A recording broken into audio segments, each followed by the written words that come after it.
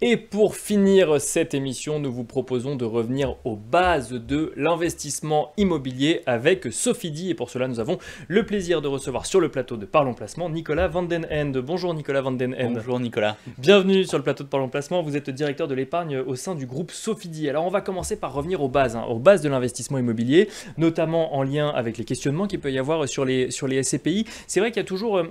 j'ai envie de dire ce questionnement un peu de il y a quelques années tout le monde voulait de la SCPI, aujourd'hui il y a eu une petite secousse sur le marché et on a l'impression que ça a créé des questionnements assez grands sur le sujet, alors que, enfin je ne sais pas quelle est votre vision sur le sujet, mais que on y allait il y a quelques années pour des raisons. Est-ce que ces raisons ont fondamentalement changé aujourd'hui, Nicolas Van Den End? Alors pour aller droit au but, non, ces raisons sont toujours valables. Donc c'est quelque part, et c'est un peu l'idée de ce titre Back to the Basic, revenir aux fondamentaux, c'est qu'on puisse essayer de sortir un petit peu de cet état d'esprit négatif qui est entretenu par beaucoup de signaux, beaucoup de messages qui sont négatifs, qui, vous le soulignez, effectivement, on est sorti d'une période qui était très euphorique pour l'investissement dans l'immobilier pair papier, où on y voyait énormément d'avantages. Alors à mettre quelque part en perspective d'un contexte très particulier sur le plan macroéconomique qui effectivement mettait les produits immobiliers largement sur le devant de la scène dans un contexte où d'autres produits quelque part l'étaient un peu moins.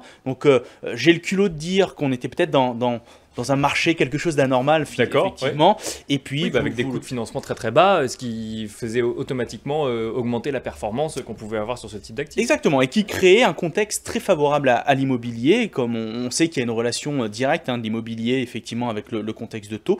Et on est rentré dans un marché qui s'est... je ne vais pas dire retourner, mais en tout cas dans une évolution sur le plan macroéconomique et notamment du contexte de taux, eh bien tout ça a été ébranlé.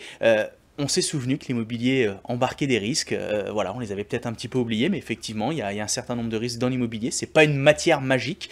Et à partir de là, on a l'impression que ces produits-là, les SCPI, les OPC, ils sont devenus les pestiférés quelque part. Ah oui, à ce point-là. Ça dépend des articles, mais il y a quelque part un range assez large, on peut lire un petit peu tout et n'importe quoi. Et c'est pour ça qu'on milite énormément, non pas pour être dans le déni, mais pour dire attention, rappelons-nous certains éléments basiques qui sont importants, le fait qu'on soit sur de l'investissement long terme, le fait qu'effectivement il faut bien avoir en tête qu'il y a des risques, et qu'à un moment donné, on a mis en place des stratégies patrimoniales, les partenaires, les conseillers en gestion de patrimoine qui utilisent ces véhicules-là, les épargnants ont utilisé les SCPI dans des logiques patrimoniales, que ces logiques-là ne sont pas forcément remises en cause. Donc il faut à un moment donné relativiser et se rendre compte que les SCPI, qui à notre sens sont des couteaux suisses d'un point de vue outils patrimoniaux assez formidables, eh bien gardent cette possibilité-là d'être utilisés et finalement... voilà, ça reste un élément qui peut être utilisé dans les constructions de stratégies patrimoniales. Donc pour parler de sujets qui fâchent, hausse des taux d'intérêt, baisse de prix de part d'un certain nombre de SCPI, ça ne remet pas en cause selon vous des stratégies patrimoniales? Ça vient mettre un petit bémol, effectivement, mais plus globalement, si on regarde des sujets de performance sur du très long terme, on va avoir chez Sofidy dans nos véhicules historiques des clients qui ont investi il y a 10, 20, 30 ans, qui certes auraient... aujourd'hui, s'ils vendaient, acté une performance meilleure s'il n'y avait pas eu de baisse de prix de part, mais globalement, ils restent en performance largement positive. Donc, c'est important, on se focalise effectivement sur l'instant T, mais reprenons du recul, remettons les choses en perspective. Aujourd'hui, il y a eu sur certains véhicules, et ce n'est pas tous les véhicules, des sujets de valorisation, des petits pas en arrière, mais sur certains véhicules, et là il y en a plus, des sujets de rendement qui tiennent. Donc n'oublions pas que les SCPI, on vient de les citer, ce sont des véhicules de rendement, et sur ces sujets-là, ça tient la route. Et donc quand on a mis en place une stratégie patrimoniale qui s'appuie sur cette logique rendement, bien quelque part, il y a eu un petit accroc, mais elle n'est pas remise en cause. Il y a un sujet qu'on voit souvent revenir aujourd'hui. Alors effectivement, chacun essaye de tirer son épingle du jeu. Ce sujet, les jeunes SCPI ont la vie plus facile aujourd'hui parce qu'elles ont collecté et puis elles peuvent investir dans un marché où les actifs ont baissé, contrairement aux anciennes SCPI pour lesquelles c'est plus compliqué. Ce match, il existe réellement aujourd'hui entre jeunes SCPI et anciennes SCPI ? Alors, ce match que certains veulent mettre sur le devant de la scène, alors on se rend compte que c'est surtout des personnes en tout cas des sociétés qui gèrent que des nouvelles SCPI. Des jeunes SCPI, oui. Qui veulent mettre ce match-là. Alors, derrière ce postulat-là, ça veut dire qu'il faut qu'on soit jeune, il faut qu'on collecte. On a bien sûr, déjà sur ce postulat-là un élément important. Il faut pouvoir investir, oui. Il faut pouvoir investir. Voilà. Ce qui est certain, c'est qu'on a un marché qui a corrigé, effectivement, et que pour ceux qui ont la capacité d'investir en l'état actuel des choses, qu'ils aient un parc immobilier ou non, il y a de grandes chances, en tout cas pour ceux qui ont un parc immobilier existant, que ces investissements soient relutifs par rapport au patrimoine qui a pu être acheté ces dernières années. Maintenant, vous avez aussi des SCPI qui sont très très vieilles. Voilà, je vais avoir le culot de pousser la comparaison très loin. Des SCPI qui ont acheté tout au long de 30 années de cycle immobilier. Une SCPI qui a acheté dans les années 90, il y a de fortes chances qu'elle ait acheté dans des meilleures conditions qu'aujourd'hui. D'accord. Donc, quelque part, c'est pour un peu essayer de tuer ce match. Donc, pour nous, ça n'a pas de sens. Une jeune SCPI sera vieille demain. Donc, ça veut dire quoi? Ça veut dire qu'il faut l'acheter aujourd'hui et la vendre très rapidement pour éviter qu'elle devienne vieille. N'oublions pas une fois encore qu'on est sur des véhicules de long terme et que plus globalement, on pense qu'il y a de la place pour tout le monde. Les SCPI, et on l'a bien vu ces dernières années, aujourd'hui, il y a un marché qui est large, il y a un marché qui milite pour aller se construire des allocations, pour apporter davantage de diversification.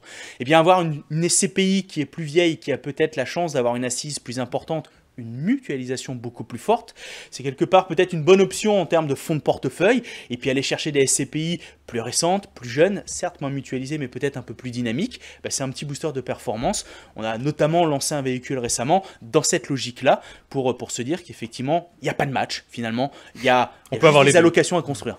Justement, pour finir, vous avez mentionné donc, une SCPI que vous venez de créer récemment, donc plus jeune, forcément, donc comment, chez Sofidy, vous avez traversé ces derniers mois de questionnement sur le sujet SCPI d'une partie des épargnants? Alors, on les a bien évidemment traversés, ça a été un moment, et ça l'est encore un peu, où il faut être sur le pont parce que c'est un moment qui est plus compliqué, dans un marché plus compliqué, dans un marché qui nécessite qu'on soit présent pour apporter des éléments de réponse, pour accompagner les partenaires distributeurs, les épargnants, à essayer de comprendre, et j'en reviens toujours un peu au même sujet, mais à prendre de la hauteur pour revenir, aux fondamentaux. Donc, on est sur la même planète que nos confrères, hein, ça veut dire qu'on subit les mêmes aléas de marché, donc on a certains véhicules, notamment une SCPI de bureau qui a été challengé sur son prix de part, d'autres véhicules qui ont fait une démonstration de bonne résilience et qui ont maintenu leur prix de part. Ce qui est certain, c'est qu'en termes de distribution, on a l'ensemble de nos SCPI qui ont à minima maintenu, voire augmenter leur niveau de distribution.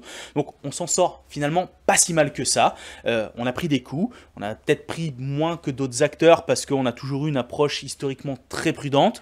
Voilà, mais une fois encore, ça fait partie de l'ADN de Sofidy, la façon dont on gère nos SCPI.